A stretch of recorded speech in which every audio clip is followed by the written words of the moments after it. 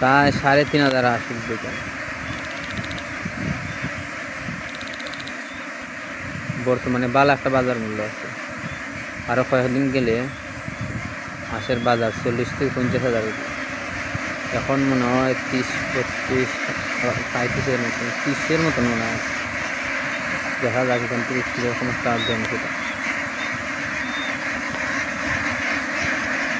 Plan মাফিক যে কোনো জিনিস করলে মোটামুটি একটা ইনকাম করা সম্ভব।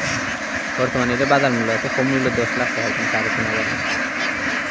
খরচ বলতে তো আর তেমন একটা কোনো খরচ নাই।